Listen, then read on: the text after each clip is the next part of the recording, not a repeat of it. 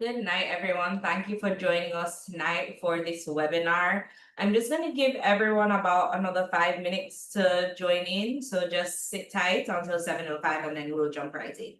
Thank you.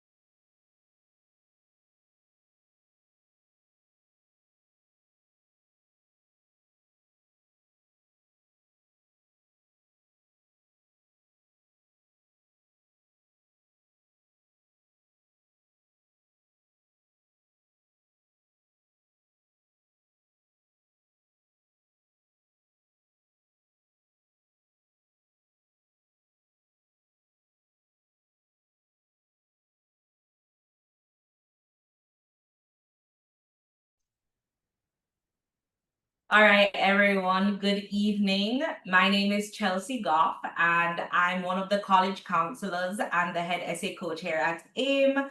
Thank you so much for taking the time out to be here. I know you guys are very busy, and there's a lot of information about college admissions online. So, tonight, we're not going to waste your time. We're just going to get right to the point. I basically want you to imagine a world where the college admissions process isn't confusing, a world where you have a very clear plan and your child feels confident and prepared. And that world is actually possible. And tonight I'm going to show you exactly how to get there. Next slide, please.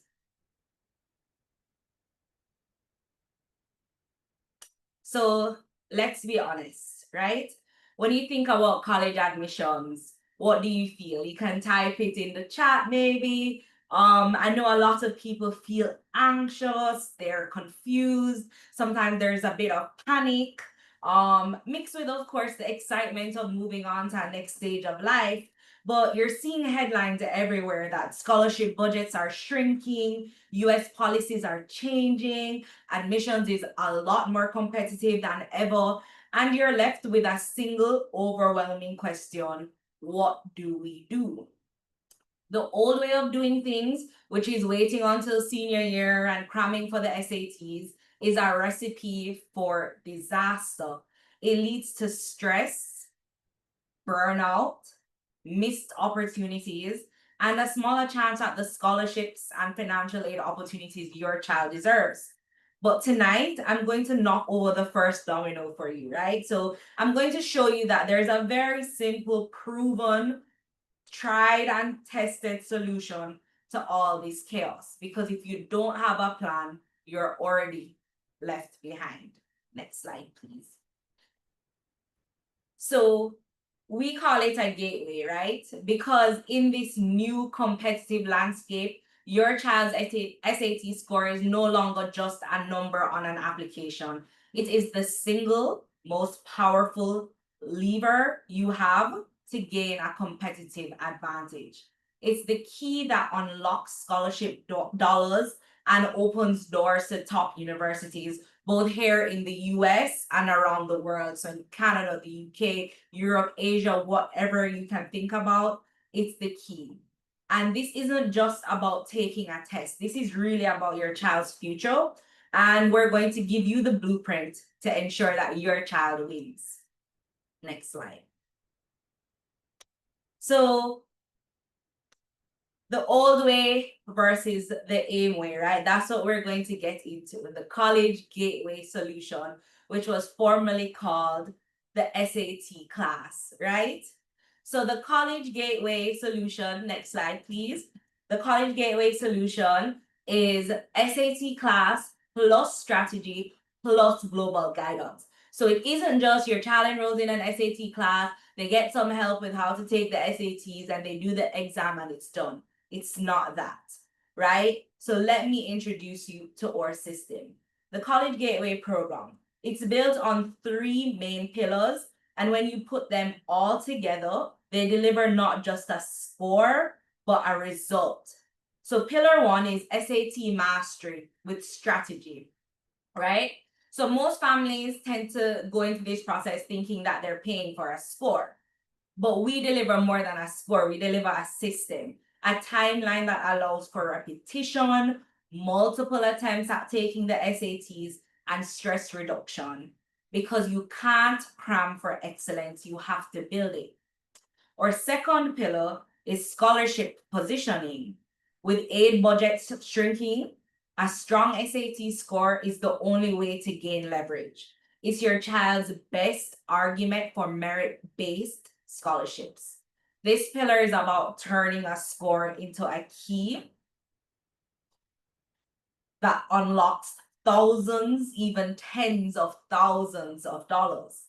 Our third pillar is global options and peace of mind. So we're not just US focused.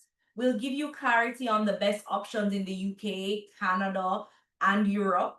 This provides reassurance and it opens up a world of opportunities so you can make the best decisions based on what's best for your child, not just based off fear, right? So our start dates, right, for the College Gateway Solution is September. And this is the last chance for students who plan to attend university in the fall of 2026 to do the College Gateway Solution. And it is the best start for students who plan to attend university in the fall of 2027 because it gives them the opportunity to have strategic retesting dates. There's a one-to-one review of scores in this program. Again, there's that global application guidance. We're not just experts in US admissions, we're experts in admissions in Canada, the UK, Europe, and Asia. There's monthly Q&A with experts in this College Gateway Solution as well. Next slide. Can I just jump in? Sure, absolutely. All right, so what I want to really reiterate here is, I mean, you know, clearly this is a program that I, as the founder and the sort of lead strategist at AIM, came up with years ago. We introduced this about 3.5 years ago. And the reason was because we just noticed that admissions was becoming more and more complex. And even people with a high score were not necessarily getting all the results that they wanted, or even getting the scholarships that they needed to go overseas. And we thought to ourselves, and I thought, like, this doesn't make any sense and it's not fair. And parents would be so perplexed. Some of the worst consultations I've had are the consults with parents who come to me after. They come to AIM after the results are already out. One, they want scholarships. They're like, oh, my kid got into these 10 schools and they only gave them this amount of money or didn't give them any money. Can you help us apply for some scholarships? And they're so eager and they're so excited. And then either myself or Chelsea or another AIM consultant has the just not enviable task of telling them that, no, you don't apply for scholarships after you have gotten into college. You have to apply for them before, and you have to apply to the schools that give scholarships, not to these random places that you think they exist, like you think that all these companies are going to give you scholarships. They're not. You think that all these Jamaican organizations are going to give you, you know, $50,000 to go overseas. They will not. That could fund how many? Like that could fund like 10 UE students or more, 12 UE students for that same cost. They're not going to give that to you. Then, you know, you turn to the GoFundMe's. That does not work. And it's sad because you've seen, you know, or you hear of all the work that was put in to get this high score, all the work that was put in to get, you know, these great grades over a long period of time, and utter confusion of this and disappointment of the student and parent, and them having that regret of, we wish we had known this. We thought all we needed to do was get good grades, get a good score, and fill out an application. And that is not the case at all. And so I just felt like a moral imperative to not just deliver an SAT class, but to deliver a gateway, to deliver a solution, because everybody that's coming to a SAT class, you're not coming for a high SAT score to say, oh, I got a 1,500 on the SAT. You right, Chelsea? Like that wouldn't, nobody cares. Meaning, absolutely. You're here, or you want that SAT score in order to use it to get into university, to get scholarships. And so this is why, you know, the SAT class is more than just the SAT class. And I want to say as well, just to mention, that we have not added on $1 to the cost of the SAT class, although for us, obviously, delivering this kind of solution, our price is up internally, because there's more time for your child, this one-on-one meeting with a consultant that they have to be paid for, etc. But we have not added $1 because I know what would happen. People would say, well, just give us the SAT class alone. All I need is the SAT score. Well, fine. If all you want to do is do the SAT class and you don't want to avail yourself of all of this additional guidance, that's fine. But we're going to put that in there free of cost, meaning at no additional cost, so that we can feel good that we have given every child that has signed up for AIM and parent an opportunity to actually have success. And the gateway exposes what you don't know, that you don't know, right? So a lot of parents just think they know, students think they know, but they don't. And if you don't know what you don't know, you're not even knowing that you have a problem. So you're not looking for a solution. And so I wanted to just, you know, make that super clear. Go ahead, Chelsea, can continue. Yes, Nicole, thank you so much for jumping in and saying that, because it really is true. I mean, I can speak from personal experience before we move on, because I feel led to. I mean, I actually was a past student of AIM, and I started with AIM in 9th grade, right? And so at the end of my high school journey, when I was offered over $1 million in scholarship and financial aid, and everybody was wowed at how amazing that is, and I got to go to my dream school, Johns Hopkins University, it wasn't luck. It wasn't just, oh, Chelsea is so smart. It was strategy. It was like my mom thinking about return on investment, long-term strategy to ensure that I got the most money off the table and got to go to the school that I wanted to go to and dreamt about going to. So this isn't just something that is made up in our head, the competition, it's real. And there are people who are starting as early as 9th grade to make sure that they're getting into those competitive schools. So senior year just really is too late. And that's why, you know, Nicole brainstormed this program and has really pushed it, because we see the need for it and we know that that's what's needed to have the competitive advantage in admissions decisions. So now I want to go on to introduce our amazing SAT team. So we have Lorraine Reed and Isabel Matthews, who do the verbal part of the SATs. We have Dominique Folks, Blaine Montague, and Justin Clark, who do the math section. And Alyssa May also is one of our verbal instructors. The highest score achieved after taking AIM SAT prep to date is 1580, which is basically, you know, you're in the 99th percentile at that point. Top 0.00 something percent of test takers at that level. And the average score increase we see students get after taking AIM SAT prep is a 300. And so to explain that, if a student is coming in with a score of 1050 at the end of our AIM SAT prep, we see an average score rise in 300. So that child might end up getting a 1350. But the highest score increase after taking AIM SAT prep to date is a 510. And honestly, that's very achievable for students who are dedicated to the process. SAT prep is not just I give it attention when I feel like it. It's a really dedicated process where students have to commit to the hard work it takes to get their scores up. Next slide, please. I want to jump in and just also reiterate that commitment. I can definitely take you behind the scenes on what that can look like as a parent, because parents, I am a parent, I completely get it. And while my littles, well, they're not that little, let's face it, especially now that I have littles, let me be clear, my teens are in AIM early right now, but I have a stepdaughter who is now in law school, and she came through first the AIM early program when she was in starting in fourth form, and then through the AIM program. That highest score increase after taking AIM test prep to date belongs to her. Let me explain how it happened.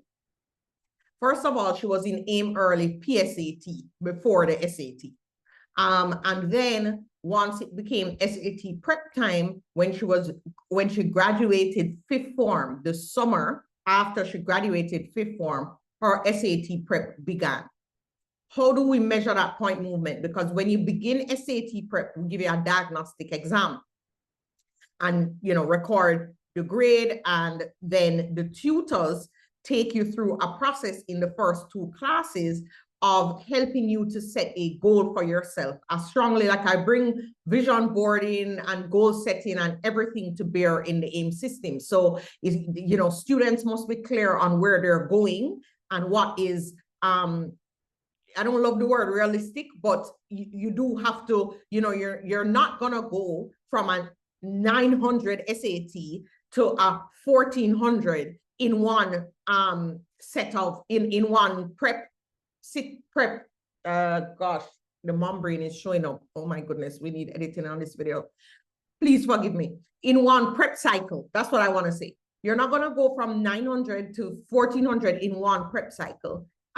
Because that just is not a realistic goal. But what you can do is move by a couple hundred points and then rest your brain, then you pick it back up. It's going to require some one-on-one work more than likely. So it typically looks like doing the SAT prep class, which she did in the summer. She did her first SAT sitting in October. After that October sitting, we took the grade apart and saw what she needed in terms of attention in the math and verbal sections. That is what an AIM counselor will do for your child for free as part of this SAT program, right? And then develop a strategy. Okay, what is going to be my strategy and where do I need to work? And then she went into one-on-one tutoring to work specifically by section. So she worked on the verbal first, then she redid it in March and moved her verbal score. And then she gave it a complete rest because, of course, CAPE. We had to get those ones. They're even more important than the SAT score, right? And then after she had finished CAPE, she picked up prepping again to resit the SAT for a third time. This time the focus was completely on math. And she worked with one of our tutors, Dominique, and they just went in on the math. And then she did the SAT again in August. And then she super scored in order to have that total movement. She was prepping for, well, if you include the PSAT prep, you know, it was, I mean, SAT prep, she was prepping for over a year. If you include the PSAT, it was then a year before that she had started PSAT. So I want to explain that a high SAT score is built. Now, why would you dedicate? It's a year on and off, right? So it's not a year of prep. It's 3 months and then a break. And then, you know, 4 weeks and then a break. And then 6 weeks and then final sitting. But why would you dedicate that time? Deal with the teenagers' low motivation periods, which we had to, you know, counsel her out of. Like, she got a score back, she was disappointed. I'm here in the trenches, like, this is what AIM parents go through in real life. This is so hard because, you know, she's like, it didn't move where I needed it to move. I don't want to do it ever again. And I'm like, well, you said you wanted to go to U Miami. I didn't say it exactly like that, but $100,000 a year, girl, you want this scholarship or not? Like, this is up to you. And that was why, because she really had her eyes on a particular school at that time. That's what she wanted to do. And I told her, well, this is what was required. And that was the kind of work that went in. So the average score increase is 300. But if you're really serious, you can have a 500 and 500 plus point score movement. And that's what it looked like in the Campbell household. Okay, next slide for real now. All right, so what every parent must know. The first thing, and we've stressed this already, the process is competitive. I mean, your competition is already starting to prepare from as early as 9th, 10th grade, and they're well ahead of the curve, right? So starting early matters. 3, strategy beats guesswork. This college admissions process is a science, and Nicole and the team have it down to that science. It's not guesswork. We're not guessing and spelling. This is real strategy that is tried and tested and proven, right? Number 4, test scores still influence admissions. I mean, we went through this period of COVID-19 that feels like a blur to many of us, where a lot of schools became test optional. We're seeing that go away, right? And once you want any sort of scholarships, it's not test optional for you, right? So test scores definitely influence your admissions. And then number 5, guidance shortens the path. It really shortens the path because you just get the information that you need to know when you need to know it to act accordingly, instead of hearing, 20 different opinions on the same thing that we already have down to a science. Next slide, please. And just to jump in here, another major thing that every parent must know, and I feel like we already know it, is that we cannot, as parents, be the only source of our child's inspiration, motivation, encouragement, coaching, and or mentoring. I've coined a term called mom mute. And this occurs, listen, I'm in the trenches as a mom. This occurs when your kid don't listen to what you say, but the minute somebody else says it, they come to you like it's brand new news. She said I should blah, blah, blah. And I'm like, oh, not the same thing I've been telling you for. Anyway, does it really matter? As long as we get the result we want out of our kid, it does not matter. So I want to really, we showed you the SAT team and they're fabulous, but I want to really tell you a little bit about how they work with students. So, and Chelsea too, it's not just the SAT team. This is across the board. Number 1, they're fairly young. 99.9% of them are AIM grads. So they're really able to mentor and coach students in a way that really translates to action. They've done many of the things that the students your children are aiming to do. So for example, Chelsea told you double scholarship recipient at Johns Hopkins, Isabel is at Princeton, Justin is at Columbia, Alyssa May is at UMiami on a full scholarship. Dominique is a grad of UMiami and is now in a PhD program that's fully funded. Larimi is at Louisiana State on a scholarship. Blaine is at Howard. So, they have this diversity of experience, but also proven. They're proven. They've been there. They did the SAT class with AIM. They can identify with the struggles of students today, and they're able to really help students want that result for themselves so that at the end of the day, a parent's job is much easier. And that's really key. And then I want to touch on scholarships in the UK, Canada, and Europe. Can you tell me in the chat if you have ever seen one of those things on Instagram that say study in Norway free? Just, international students can study in Norway for free. Or international students can study in this European country for free, or thank you very much. Okay, so let's talk about that for a minute. So first of all, that program in Norway ended a few years ago. And that Instagram post, somebody sent it to me just like 3 weeks ago. It's not true anymore. It doesn't exist. And then there is the study in Germany for free. Yes, if you're prepared to do your degree in German, okay, you have to have the language proficiency, right? If because I have to just calm down. I get really passionate about this because, I just find that there's so much noise out there around scholarships. And then as a parent, you're seeing all of this and being, but why can't I get that for my child? Or why can't my child get that? And it just feels frustrating. And I get that totally. I think it's so important to have accurate information.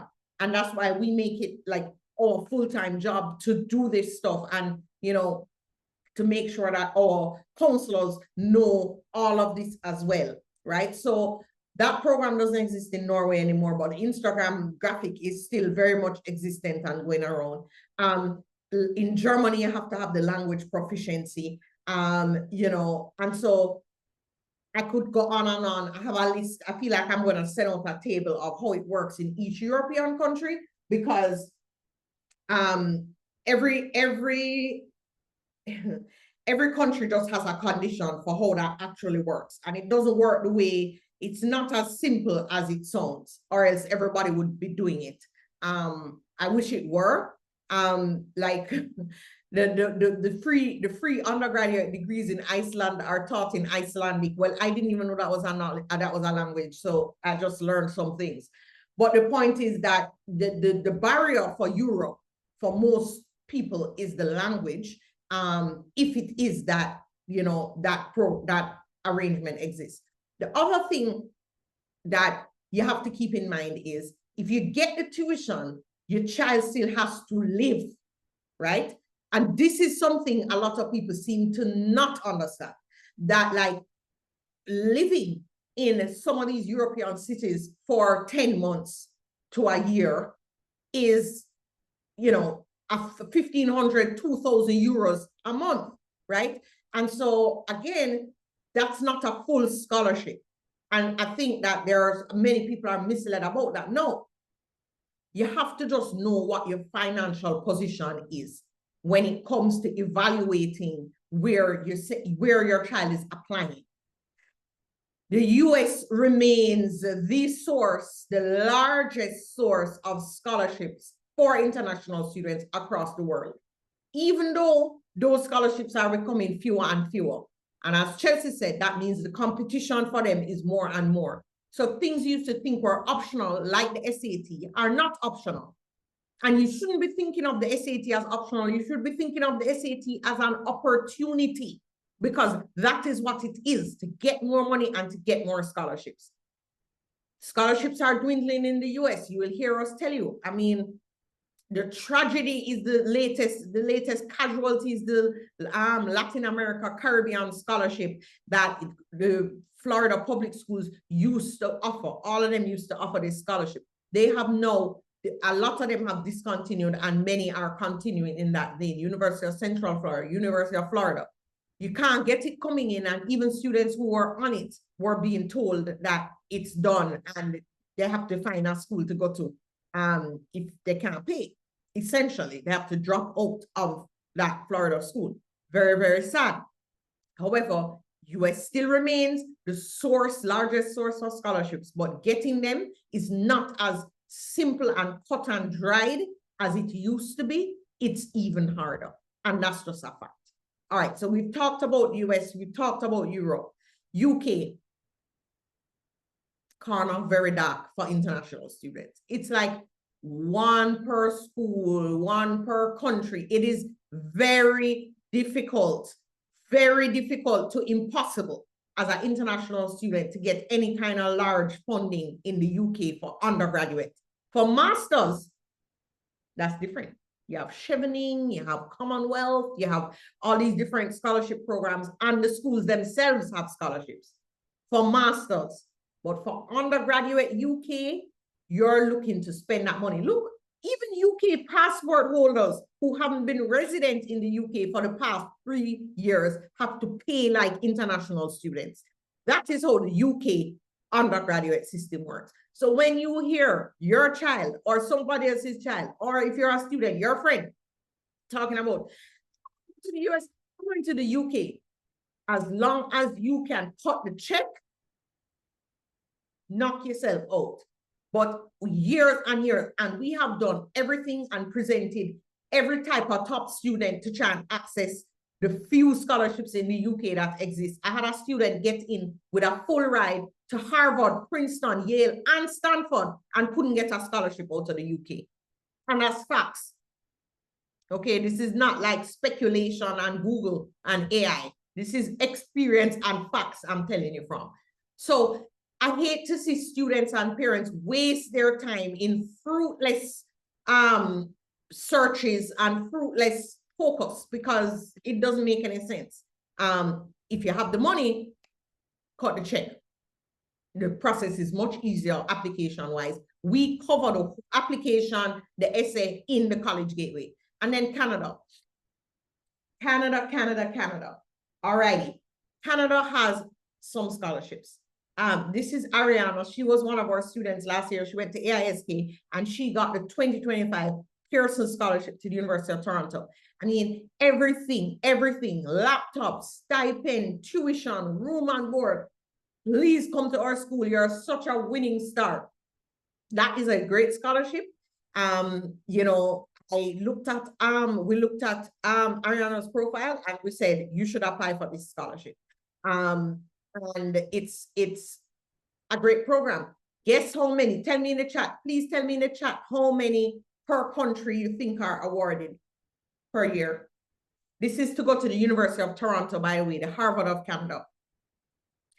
That's not fair, Caroline. You look like you had prior knowledge. That's not fair.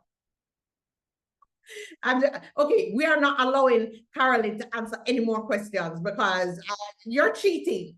But yes, correct. One, Odifa, you are also correct. And Leshay, it's one scholarship per country. And your child might be a big winning person and a big winner. Ariana certainly is a winner. But when we encourage her to apply for this was not the only thing she was applying for. Do you know what I mean? Like you cannot just say, oh, and I'm speaking to students and parents who are looking for scholarships, large scholarships here.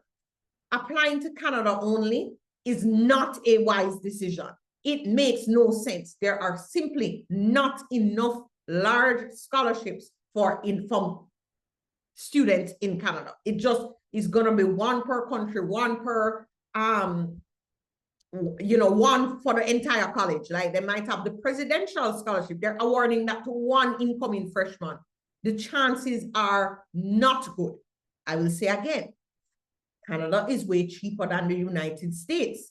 you get a small bursary, which might be like 1,000 Canadian a year, and you feel good, and you can pay for the rest of it, then by all means, again, it's an easier application process. But I see so many parents and students convinced that they're going to apply only to Canada and get a full scholarship. And I can tell you, it could happen. Like, you could be the 2026 Pearson awardee or 2027. Obviously, it's possible. How likely is that when it's one student per country? You need to think about those things. Okay? All right. Let me tell you a little bit about Rihanna. I want to give you some case studies. All right, what does it look like to get in? So, by the way, since we were on Ariana, she was in the top 1% of her school, profile-wise, and she was doing the International Baccalaureate program. She had a top predicted score. She was very involved in her community. She was a very good dancer, had many awards in that area. That was sort of her thing. Stunning teacher recommendations. Her teachers loved her. And, you know, a really, of course, very strong essay, because Canada might not require essays, but when you're applying to these kind of scholarship programs, you have to produce essays, and it's very much like applying to the US. So of course, we made sure she had a really great application and that it was packaged really beautifully. And Ariana had been working on her profile from fifth form. From the start of lower six, which is where 2027 students are. And Chelsea, I know you said start early, but a lot of people think that that means start. I mean, you said it, you built yours from grade 9. Let me not repeat what you have already said. So Rihanna is another aimer. Like Chelsea, over $1 million US in scholarships. Like Chelsea, very good grades. I don't remember what your SAT score movement or story was like, but Rihanna struggled with testing, really struggled with testing. When she first did the diagnostic, the score was like a little over 1,000. So the SAT was not something that came to her naturally. Again, she did the SAT prep class with AIM. She was a scholarship student of ours. So we gave her the SAT prep class, and she did it. And then she had to do some tutoring, and, you know, again, very strong extracurricular profile that had been being built. She joined us in fifth form as well. And, you know, we helped her to build out a strong extracurricular profile. Very driven young woman. Again, she's gonna, you know, Harvard, MIT, Princeton, etc. You know, that's going to be the top 1% of students. That does not need to be your child.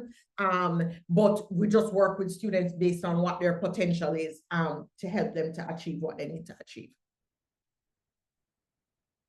Over to you. All right, so, you know, I know a lot of you guys have this question, isn't it too early to start? And my answer is always the same. It's not a requirement that you start early, but it's really and truly an opportunity. With more applicants than ever, your child needs a way to stand out. And a high SAT score really is still the single best way to prove that they're ready for college level work and that they can earn merit scholarships. The strongest SAT scores are the ultimate tiebreakers. It's what differentiates two students who have a 3.9 GPA or two students who have a 4.0 GPA. That student who has that 30-point difference on the SAT is the one that's going to get the competitive advantage. So the best results, of course, don't come from a last minute panic. They come from a consistent, stress-free timeline. And the best way to ensure that you have a consistent, stress-free timeline is to be strategic about when you're going to test.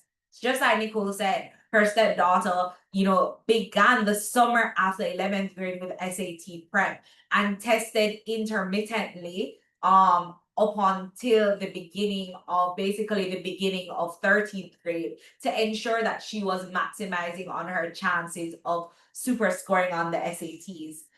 Starting now really gives your child that same space for repetition, to take the test multiple times and to get the superior results they deserve.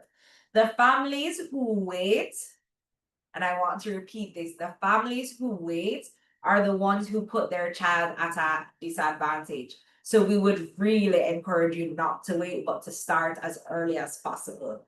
Next slide, please. Can I just jump in again and talk about this from a parent perspective? Because it's not just about, obviously we do not want our kid to be stressed, but we also do not want to be stressed, okay?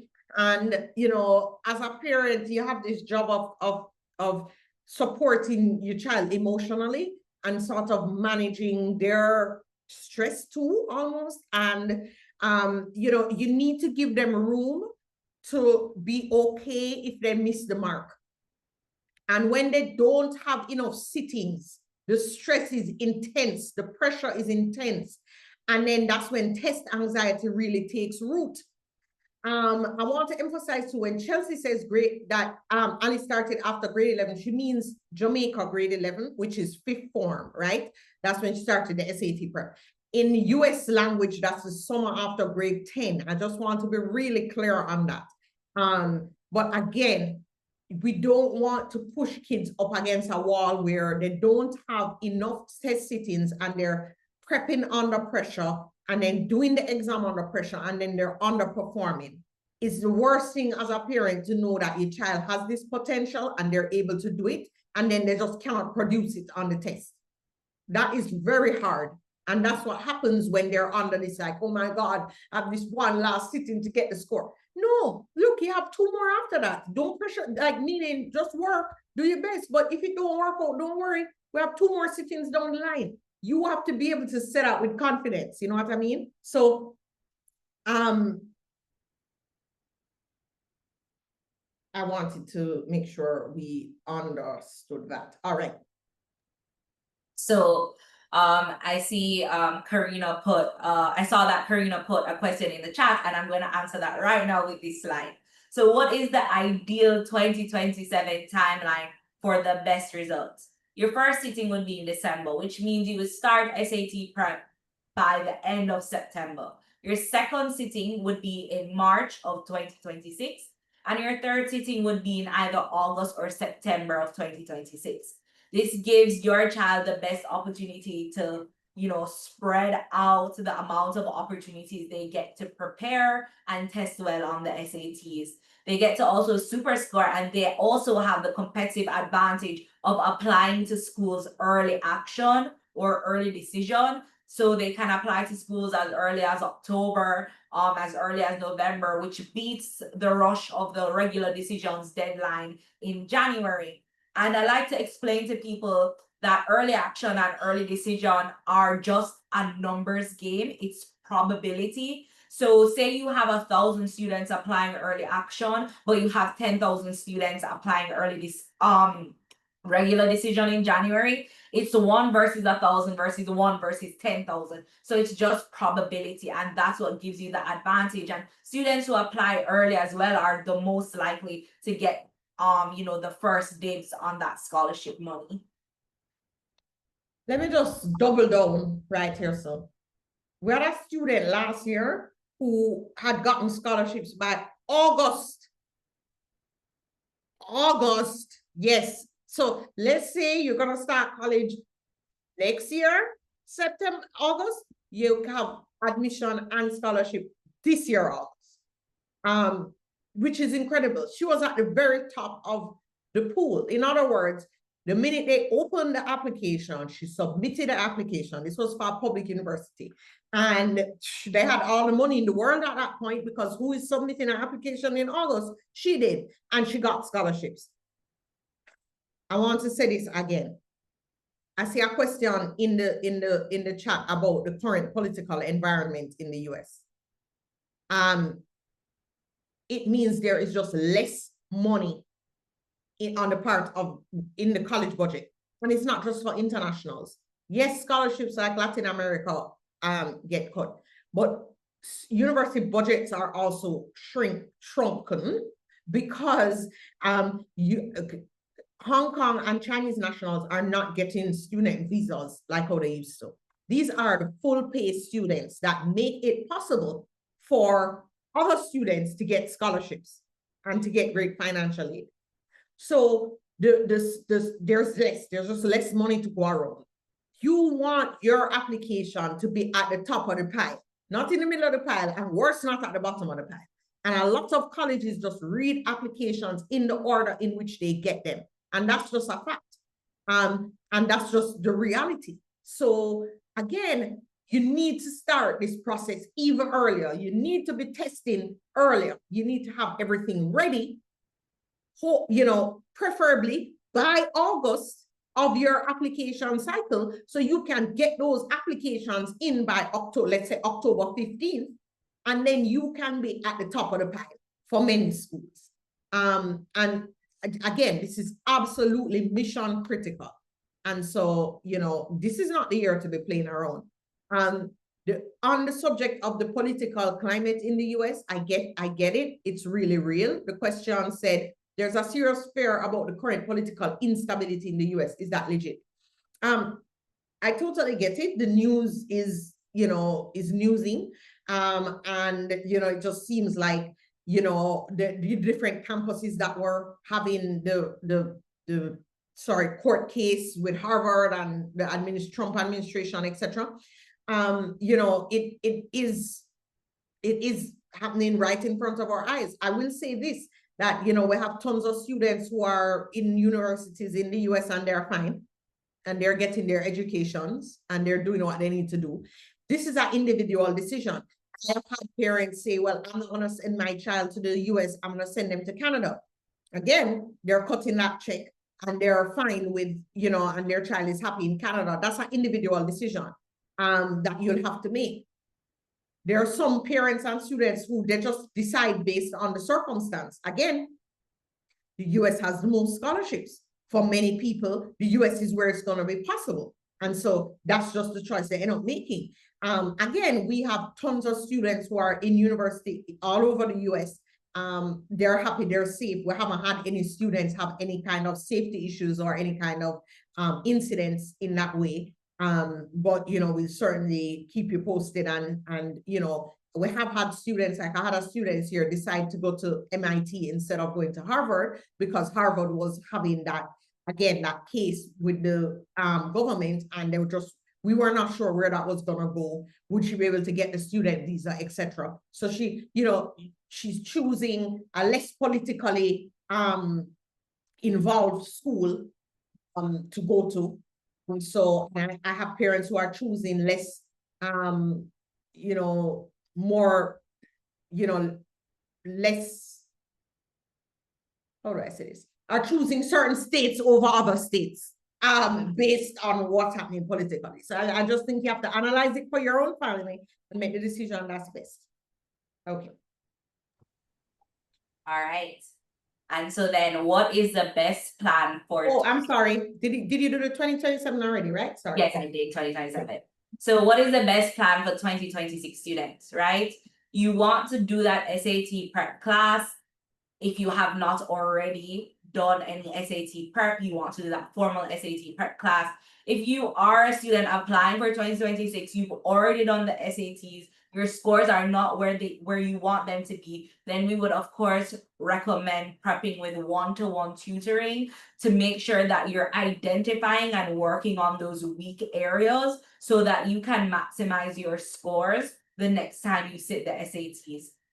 If you start the SAT prep class, which is coming up on September 21st, then you'll be prepared to sit the SATs in December, and you'll also get some form of application support, or we would recommend some form of application support so that you are putting together your profile in a way that is very convincing. So I'm the head essay coach, so I always talk about the essays and how important this is, right? But really ensuring that you're putting your best foot forward. You're ensuring that schools are not seeing you just as a number, but rather as a holistic person who has a lot to offer to the school. Because schools are not just giving out money because they just want to spend.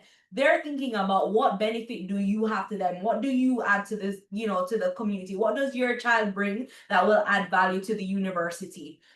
So that's where they get to show that off, outside of the SAT scores, they get to show it off in those essays, those teacher recommendation letters, etc., etc. But if you haven't taken the SATs already and you're planning to apply in 2026, you must enroll in the September class so that you can sit it in December and put your application together to apply by January 1st. I also want to just mention here that students who are in the class of 2026 or college advising program is closed right now. Of course, because of where we are in the timing, but we do have some coaches who are available for, 2-hour-long sessions to help with different aspects of the application. So we call it our a la carte menu, which you can get an application review or an essay review or, things like that. And you can just book them as one-off things. But the college application program is not open. It is actually closed right now. 2027 college application program is open, and we reward students who come into that program early. You get more, it's the same price whether you join this year or next year for 2027 apps. So if you join this year, you get more sessions, counselor gets to know you better, you get help with summer program applications, you get meetings every single month, same way. I mean, it is packed with value. And again, the earlier you start is the more you get. So in the end, it's cheaper if you start earlier and you get better results, because we have to reward good behavior, and good behavior is starting early at 8. Exactly. So again, the College Gateway program, right? So it starts with the SAT class. That is the very first step on this roadmap. It's not a full program. It's just the gateway, right? It's the first step to securing that future that we've been talking about here. And again, it starts with our September 21st SAT prep class. This class is going to be your foundation. It forms the foundation of your college application. And it's a 10-week comprehensive program that covers every aspect of the SATs, taught by our incredible instructors that I spoke about earlier. You have 16, 3-hour-long classes. You have a diagnostic exam. You have 8 mock exams. It's a very, very structured program. But we've been talking a lot about the SAT, so I really just want to break it down a bit for everyone on the call who isn't familiar with what the SATs is and like how it's scored. The SATs, it is scored out of a maximum of 1,600 points, right? And it's broken into 2 sections, the math section and the verbal section, also known as the reading and writing section, right? And each section is equally scored out of 800 points. There's this thing that Nicole spoke about earlier and that I, said about the super scoring. And the thing about super scoring is that basically every university, based on the amount of times you've taken the SATs, they will look at your highest math score and your highest verbal score, and they'll add that together as your new composite score, right? So an example is, say you got a 600 in math and a 700 in verbal the first time you took the SATs, and so you got a 1,300. But the next time you take the SATs, you get a 700 in math, but you get a 600 in the verbal section. So it's still that 1,300. You're a bit frustrated, but the reality is schools will look at that 700 in the math, that 700 in the verbal section, add it together, and then you have this new composite score of 1,400, which really just opens you up to a world of scholarship opportunities, because now you're well solidified in the top, 8% of test takers at that point. So the average SAT score, I want to let you guys know, is about a 1050. And so a 1350 is that score that secures your spot in the top 10% of test takers. That 1350, once you want scholarships, especially as an international student, you need to cross that 1350 barrier to make sure that you are a competitive candidate. And that's for those schools that are, not the most competitive schools, because when you start to consider a Harvard, a Hopkins, a Princeton, a Yale, now we're talking about 1500s to secure that money, right? So the competitiveness of your score is going to be dependent on your goals, your child's goals, and that's something that we will talk about, on a one-on-one basis when we sit with the students. What are their goals and what score should they be aiming for? But that 1350 is definitely the lower threshold that we set for that scholarship money. I should also just mention Chelsea is saying scholarship a lot, which is important, right? But just to even get in at all, just getting a scholarship is like, okay, here, and getting in is here, and you still need the score to just get in, and then you need even more to get in and get scholarships, right? So you have to be in the top percentile of their admitted pool to get merit scholarships. And then if it's need-based financial aid, that's different. Once you get in, they consider you for that automatically at most schools. I want to just jump to the Q&A to make sure they don't pile up too much. And part of the value proposition of being at this open house is to get all your questions answered. So can an associate degree suffice for CAPE subjects? I'm not sure what that question means. Gabrielle, you'll have to just sort of make that a bit clearer. I don't really understand the question. For a student in grade 12, you're saying it's recommended that they sit their first SAT exam now, as in September. No, what we're saying is, if you're in grade 12 now, we recommend you start to prep for the SAT now to do the first sitting in December, which Chelsea actually would have made clear after you asked that question. Mitigating pressure if my daughter is doing exams next year, would it be best recommended to start preparing after CSEC? So yes, after CSEC exams, we recommend SAT preparation. Before CSEC, she can do some like PSAT preparation, which is just like early SAT prep, and it just helps you to get exposure to the types of questions. It's not heavy or intense. And we've had many CSEC students just do it. It concludes in March. It doesn't interfere with CSEC exams. It's like not a lot of classes. It's very light preparation. You get your feet wet. As I said, Ali did it. And I think it really allowed her to have a 500+ point movement because she was already in the mood and already had that kind of preliminary exposure. So Shanil, I'd recommend PSAT preparation. No, it's light, it's manageable with the CSEC. Would you recommend classes now for students who just started fourth form? Same advice, PSAT.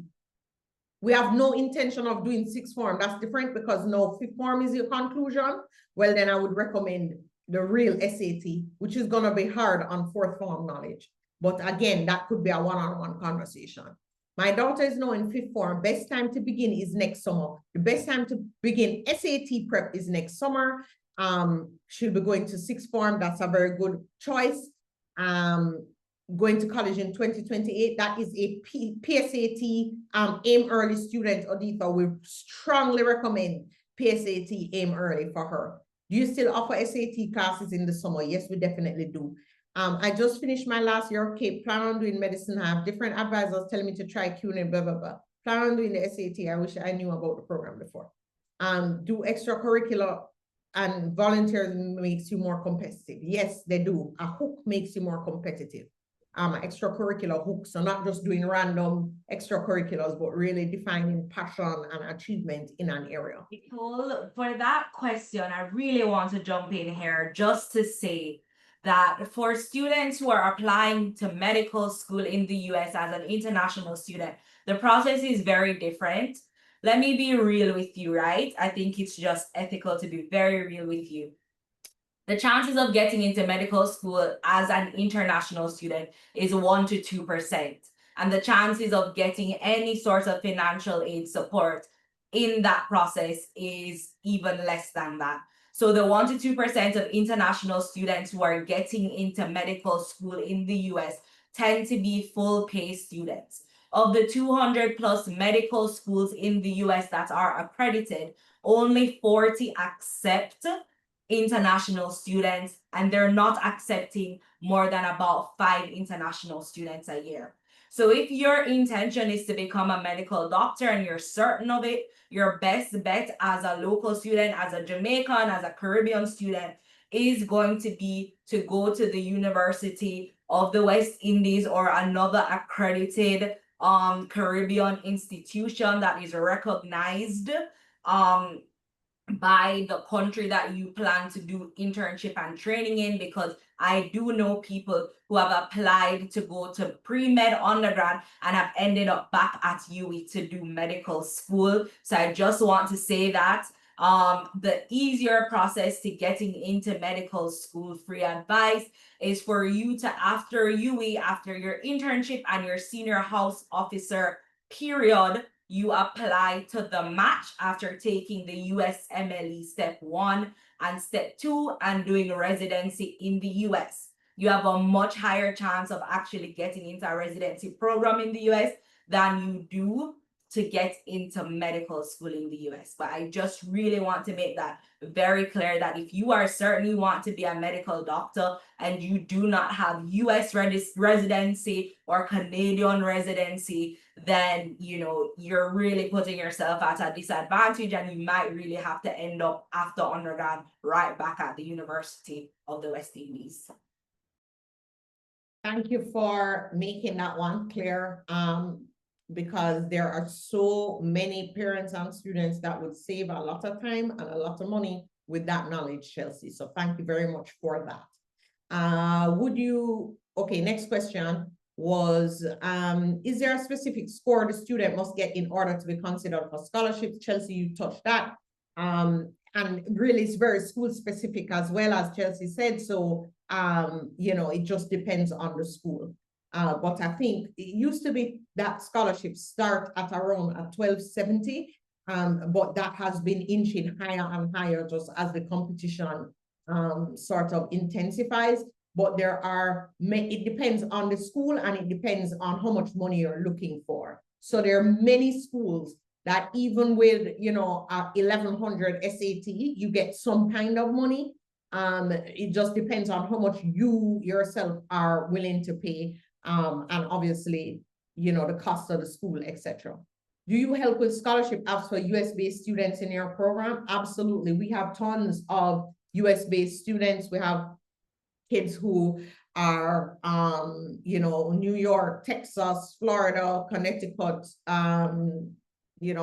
just all kinds of places, lots of kids in Florida. And then we also have lots of green card holders and citizens who are based in the Caribbean as well. So we're very, very comfortable with that. What about CAPE grade 12s who will do CAPE in May? What is recommended? That's lower 6. We recommend that you start prepping for the SAT now. That means you're going to start college in 2027. So start prepping for the SAT now. Do your first sitting in December, as Chelsea had said. If a student is in grade 12, starting the process from this September would allow her to get admissions for next year and not do grade 13. Absolutely. Sharine, we need a whole webinar on why 2 years of sixth form is what actually puts you in a competitive position to actually get money. If you think that you, with 1 unit of CAPE that colleges cannot even see the result of yet, if you think you are going to outcompete students with 2 years of CAPE and the unit 1 results, you are delusional. Like, you are kidding yourself so hard right now. If you want those scholarships, you will do 2 years of sixth form. If you're serious, you will not keep out competing those kids with 2 years of CAPE and all those ones under their belts. It just can't happen. I don't even know how else to say it. So if you are planning to skip out on upper six or skip out on sixth form altogether, I would hope you're not an international student trying to get a full scholarship. That's all I can say. I hope you are a US citizen and you're drawing a check. That's what I have to say about that. Okay, good. I need to turn that into a video and post that on my Instagram. Yes, you really need to. Because I did this conversation is just like, yeah. My son is resitting his C6. My daughter is in fifth form. No, I might not go to sixth form. I want him to start college in 2027. If you are on a 2027 timeline, you start now. You should have started at the beginning of summer, but that's okay. Start now, start now, start now. Would you recommend classes in the summer after CSEC exams for a student who just started fifth form? PSAT now, SAT next summer. And if you, again, no intention of doing sixth form, that means you need to do SAT classes right now. Because you're literally planning to start college in 2026. So you only have one shot. Do it in December. Applications are due January the 1st. If you're starting college in next August, that means your apps are due January the 1st. You're too late for early apps, which are due in November at this point. So January 1st would be your deadline. Can I use my degree as qualifications instead of CAPE subjects? Oh, I see what you're asking me. If you apply to college on an associate degree, they consider you to be a transfer student. And that means you're not getting scholarships as an international student, because those are reserved for incoming freshmen. So that's the only thing I want to make clear. Whether they would consider your associate degree as strongly as they would consider CAPE results depends on the school. A lot of them prefer the CAPE, to be honest. It's really highly regarded and highly respected. As a U.S. resident, can applications be sent in prior to taking SATs for a class of 2026? All right, so as a U.S. resident, U.S. residency or citizenship doesn't really make a difference to at most schools for when you can send in applications. There are some universities that if you're applying for financial aid as an international student, they'll tell you, like back in the day, like don't apply early, etc. But that has just really shifted so much. So you can definitely submit applications prior to taking the SAT. But if you're using the SAT to strengthen that application, or if the college requires the SAT, they're not going to, that you can send in the app, but you will need to update the app with the SAT scores as soon as you get them, okay? How do we start SAT classes? Okay, so you start SAT classes by heading to this link, aimonlineacademy.com/SAT class. Now, let me make this clear. Let me be 100% clear. We opened another SAT class just today because we had parents that were trying to register. Cornell was getting like 1,000 calls like, oh my God, we just tried to register and the class was full. That happened today. And Sharika, who is our program manager, was sick today. So we couldn't even say, Sharika, can we open another class? Cornell and I were on the phone like, okay, we need to open another class. And we went ahead and opened another class today. This is not something you have a lot of time to if or but and then think that, oh, it doesn't start till September 21st, which by the way is in 5 days. Let's wait. It does not make sense to wait. Use the link, sign up for the class. And if you have questions, you can just WhatsApp Cornell right now if you have questions, and he'll be responding. So this is the link you use to sign up for the College Gateway right now. So thanks for that question. Assuming that there are still test optional and a student does not, there are some schools that are still test optional, a student doesn't sit the SAT, are they still likely to apply for scholarships and get them? Let me tell you something. If the school is test blind, then don't do the SAT because they won't look at them. If the school looks at SAT scores, having a strong SAT score gives you a more robust academic profile and a more robust application. If the school is giving out scholarships, they're gonna look at their most robust students first. So that's what I would say about that. It definitely puts you in a stronger position for scholarships at the school, as long as the school considers the score. So I definitely just need to make that super clear. And then let me just give you the website to sign up for the SAT class, because I need to, oops, that was not correct. I'm hearing babies crying right now. It's kind of breaking my focus. Okay, good, great. That's the link to sign up for the SAT class.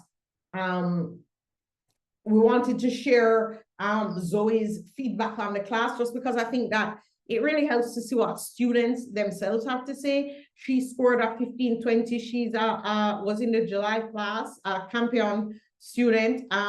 She just, again, the difference with the AIM class is in the tutors. I'll just say that. The difference with AIM period is with the counselors and the tutors and just the people.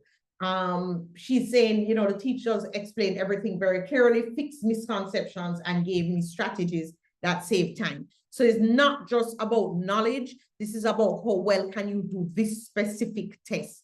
And that's really what we focus on. With Jonathan, are you hearing what I'm hearing? I'm very low. Okay, good. Because I'm hearing this loud baby in the background. I'm like, oh my goodness. So Jonathan, you know, again, it's not all students going to Princeton and Harvard. He is going to University of South Florida. He's a criminology major. He maximized his SAT score with us, and was also in our college placement program and ended up with over $200,000 worth of scholarships. And this, as a parent and as a coach and as the founder of AIM, is something I'm so proud of, because it's all about helping students to maximize their potential and like go to the highest end of their individual range, and then feel proud of themselves, of putting in that work and getting a result from themselves that they can be proud of and vested in. That is what counts at the end of the day. And he was able to do that. Chelsea, you want to run through what happens after they do the SAT class and during the gateway? Sure. So we start the Gateway program with that kickoff call, right? Giving you all of the information you're going to need to start preparing for college admissions. We do a session on how to fill out the Common App. We do personal essay master classes. We go over the Canadian versus the UK / UCAS application process versus the Common App process. And then we do a personalized strategic call or next steps call after those scores are out. So generally, AIM's recommendation is going to be that you apply early, that you build the strongest possible profile, that you access those early deadlines, that you use your academic, personal leadership books to really, you know, have this holistic, you know, excellence that you're portraying for a student. This is no longer a do-it-yourself environment. This is no longer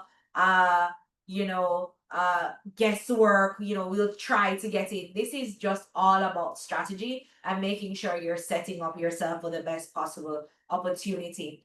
So with that being said, of course, Nicole has put the link to register for the September 21st SAT class, as well as Cornell's number in the chat. So please go ahead. Actually, let me copy Cornell's number so you can message him and drop it in the chat to everyone. So if you have any further questions. And then as I round out the call, I did want to just refer to one question that was slightly overlooked by Nicole. Crystal asked, for medical school, what are your thoughts on SGU and do you assist students to get in? This is just going to be dependent on your goals.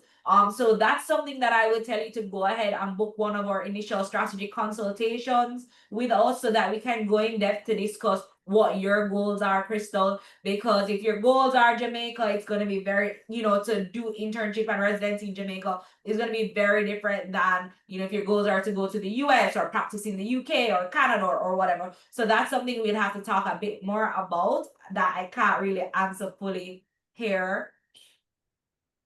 Okay, that was great, Chelsea. Thank you for that. Someone asked for the cost of the SAT class is $1,150 US. That includes everything, the gateway, complete gateway program. And as we mentioned, you apply at aimonlineacademy.com/SAT class. That's how you sign up. I just want to reiterate that this process is one of those processes right now, as a parent, as a student, you want to have somebody in your corner. at AIM, you have a team in your corner. We have the experience for sure. We have the results for sure. But what we also have is this wide, vast network of college admissions experts and counselors at universities across the world. And so, you know, it's so important to be able to ask a question and get a legitimate answer. If we do not have the answer, we know how to get you the answers. And that can mean the difference between realizing that college dream or not realizing that college dream. And you get to do this process once. And, you know, you just need to just make sure that as parents, we want to make sure we're like laying the right framework, the right ground for our kids to thrive. And as a parent, I just want to go to sleep knowing that I've done the best for my child. And it doesn't involve DIY in this climate. It just is not a DIY exercise right now. It just really is not. And so, you know, I want to just be super clear about that. So PSAT is the PSAT AIM early program is very similar in pricing to the SAT, yes. The PSAT alone is slightly less. So you can just WhatsApp Cornell at 276-8579 and he will give you all the details on the PSAT and get you signed up for that tonight as well. When applying for scholarships in the US and being a student athlete, will it be easier? Student athletes, we have a resident student athlete expert, Ronald, so you can definitely have a consult with him. But being an athlete is like having a hook. The process is different if you're being recruited, but you definitely have access to more scholarships. And, you know, they also relax some of the academic criteria. So if the average score at a school is, you know, whatever, 1,300 to get in as an athlete, you might need a 1,100. Natalie, I'm not sure I understand the question. 2 children is times 2? What? You mean I have twins? I've been paying times 2 for everything. 2 passports, 2 vaccinations. I paid double at the doctor's visit.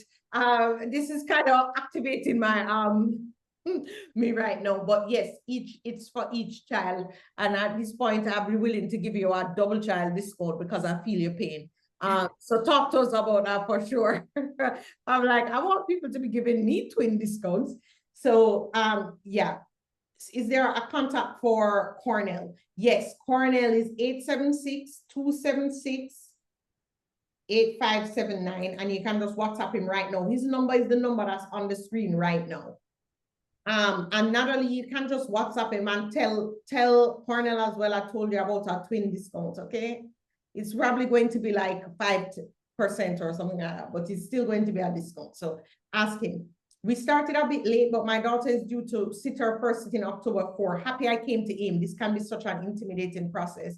Oh my gosh, Adana, are we so happy she came to AIM, Chelsea? Yes, we are. We literally love our students and we treat them like our babies and we tailor this program to them because we really want to see them succeed. So we're happy that you chose AIM as well.